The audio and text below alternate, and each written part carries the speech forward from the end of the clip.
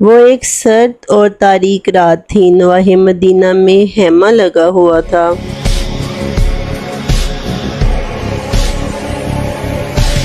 ایک افسردہ مخضوع عورت نے چولہے پر ہنڈیاں چڑھا رکھی ہے۔ اس کے گرد چھوٹے چھوٹے معصوم بچے بلبلا رہے ہیں۔ وہ انہیں بہلاتی ہے لیکن وہ برابر روئے جا رہے ہیں۔ اتنے میں ایک پیوند لگے کپڑوں میں ملبوس گوری رنگت کا دراز قامت باوقار اور پررعب شخص اچانک نمودار ہوتا ہے اور خیمے کے دروازے سے ملامت کے لہجے میں عورت سے کہتا ہے، "تو اچھی ماں ہے کہ بچوں کو رلا رہی ہے؟ یہ کئی وقتوں کے بھوکے ہیں۔"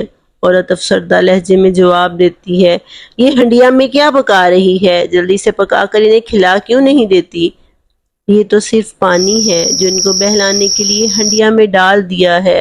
رو دھو کر سو جائیں گے تو اتار دوں گی۔" شدت تاثر سے نووالد کے چہرے پر شکنیں سی پڑ جاتی ہیں، جیسے ابھی رو دے گا، اور اس کے سارے جسم میں ایک لرزش سی دوڑ جاتی ہے۔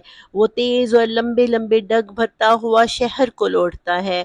آٹا، گوشت، گھی، کھجوریں اور رسد کا دوسرا ضروری سامان بوری میں ڈال کر اپنے خادم سے کہتا ہے کہ میری پیٹھ پر لاد دو۔ خادم کہتا ہے کہ میں اٹھا لے چلتا ہوں۔ وہ شخص جواب دیتا ہے کہ قیامت کے دن تم میرا بوجھ نہیں اٹھاؤ گے۔ پھر وہ خورد و نوش کا تمام سامان اپنی پیٹھ پر اٹھائے تقریباً میل بھر کا سفر طے کر کے اسی عورت کے خیمے تک پہنچتا ہے اور سارا سامان اس کے آگے ڈھیر کر کے کہتا ہے کہ جلدی سے بچوں کو پکا کر کھلاؤ۔ عورت ہنڈیا میں گوشت چڑھاتی ہے اور پھر آٹا گوندھ کر روٹیاں پکاتی ہے۔ وہ شخص چولہا پھونکتا جاتا ہے۔ تھوڑی دیر میں کھانا تیار ہو جاتا ہے۔ بچے خوب پیٹ بھر کر کھاتے ہیں اور پھر خوشی سے اچھلنے کودنے لگتے ہیں۔ اس شخص کے چہرے پر اطمینان و مسرت کی لہر دوڑ جاتی ہے اور عورت جذبہ تشکر میں ڈوب کر کہتی ہے کہ اے اجنبی، خدا تجھے جزائے خیر دے اور اپنی رحمتوں سے نوازے۔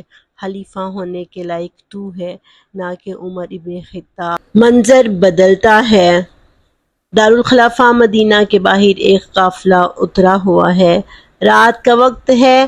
تھکے ماندے اہل قافلہ کی اکثریت محو خواب ہے۔ وہی مذکورہ بالا شخص قافلے کی حفاظت اور دیکھ بھال کے لیے ادھر ادھر گشت کر رہا ہے۔ اثنائے گشت میں ایک خیمے سے ایک شیر خوار بچے کے رونے کی آواز آتی ہے۔ وہ شخص فوراً ادھر متوجہ ہوتا ہے اور بچے کی ماں کو تاکید کرتا ہے کہ اسے بہلائے اور چپ کرائے اور پھر آگے بڑھ جاتا ہے۔ کچھ دیر بعد جب دوبارہ گشت کرتا ہوا وہاں آتا ہے تو بچہ بدستور رو رہا ہوتا ہے۔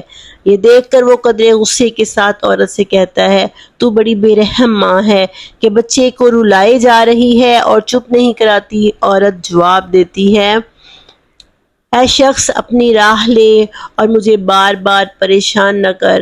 میں اس کا دودھ چھڑانا چاہتی ہوں، اسی لیے یہ ضد کرتا اور روتا ہے۔ ابھی تو یہ 1 سال کا بھی نہیں معلوم ہوتا۔ تو دودھ چھڑانے میں جلدی کیوں کرتی ہے؟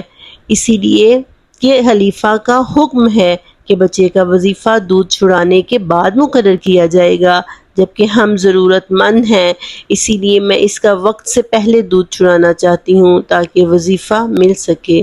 اس ننھی جان پر ظلم نہ کر، اسے دودھ پلا، کل انشاءاللہ اس کا وظیفہ لگ جائے گا۔"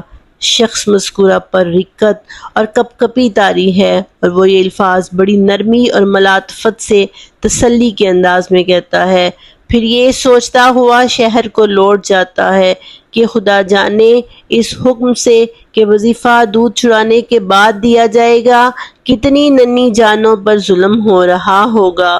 صبح کو یہی شخص مسجد نبوی میں مسلمانوں کو فجر کی نماز اس حالت میں پڑھاتا ہے کہ شدت گریہ سے گلا رند گیا ہے اور مقتدی اس کی قرات کو سمجھ نہیں پائے۔ نماز پڑھا چکنے کے بعد اپنے آپ نیز مجمع سے کہتا ہے، "عمر کی خرابی ہے، اس نے مسلمانوں کے کتنے معصوم بچے قتل کر دیے۔ ساری اسلامی مملکت میں یہ حکم عام جاری ہو جاتا ہے کہ جس دن کوئی بچہ پیدا ہوگا اسی دن سے اس کا وظیفہ مقرر کر دیا جائے گا، دودھ چھڑانے کا انتظار نہیں کیا جائے گا۔" منظر ایک دفعہ پھر بدلتا ہے۔ یہی بلند و بالا اور باوقار شخص اپنے موٹے پیوند لگے لباس میں اونٹ پر سوار چند ساتھیوں کے ہمراہ شام سے مدینہ کو آ رہا ہے۔ آثنائے سفر میں ایک خیمے میں ایک بہت عمر رسیدہ عورت نظر آتی ہے۔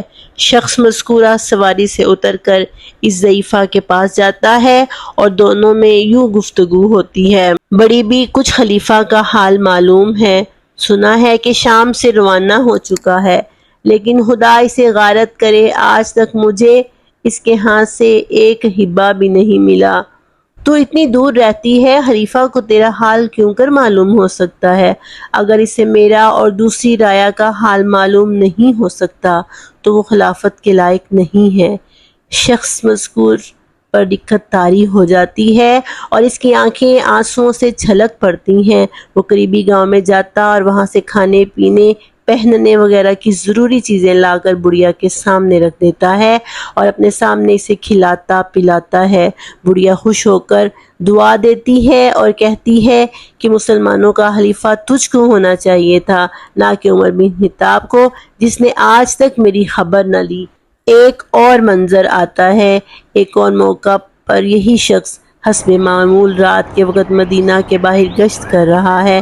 دیکھتا ہے کہ ایک بدو اپنے خیمے کے دروازے پر بیٹھا سر جھکائے تنکوں سے زمین کورید رہا ہے، جیسے کسی اتھاہ فکر میں ڈوبا ہوا ہو۔ خیمے سے کسی عورت کے رونے اور کراہنے کی آواز آ رہی ہے۔ یہ کون رو رہا ہے؟ اسے کیا تکلیف ہے؟ وہ شخص پوچھتا ہے۔ میری بیوی درد ذہ میں مبتلا ہے، لیکن کوئی دایا موجود نہیں، بدو جواب دیتا ہے۔ وہ شخص اپنے گھر آتا ہے اور اپنی بیوی کو ساتھ لے کر ماں ضروری سامان کے بدو کے ہاں جاتا ہے اور اس کی اجازت سے اپنی بیوی کو خیمے کے اندر بھیجتا ہے۔ تھوڑی دیر کے بعد بچہ پیدا ہو جاتا ہے اور اس کے رونے کی آواز آتی ہے۔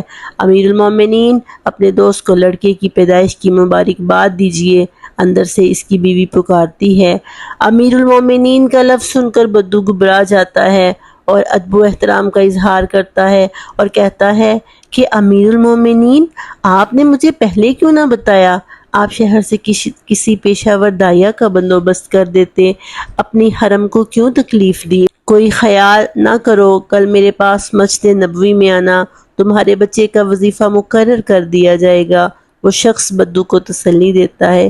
یہ پیوند لگے کپڑوں میں ملبوس بلند و بالا اور باوقار شخص کون ہے جو راتوں کو گھر سے نکل کر غریبوں، حاجت مندوں اور مصیبت زدوں کی دیکھ بھال کرتا، ان کی ضرورت میں ان کے کام آتا، ان کی تکالیف پر روتا اور اپنا فرض سمجھ کر ان کا ازالہ کرتا ہے، کسی پر کوئی احسان نہیں رکھتا، نہ کسی قسم کی رعونت، رعب، ادب اور احساس برتری کا مظاہرہ کرتا ہے۔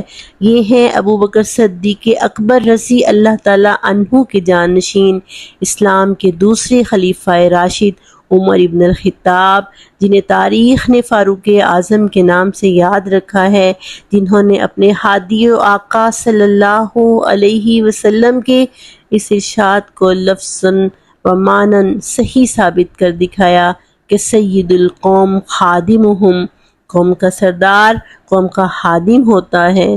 ان کے عظیم و حسین کردار کو دیکھ کر ایک غیر مسلم مغربی مصنف کو کہنا پڑا کہ عمر سر سے پاؤں تک انسانیت کا اعلیٰ نمونہ تھا۔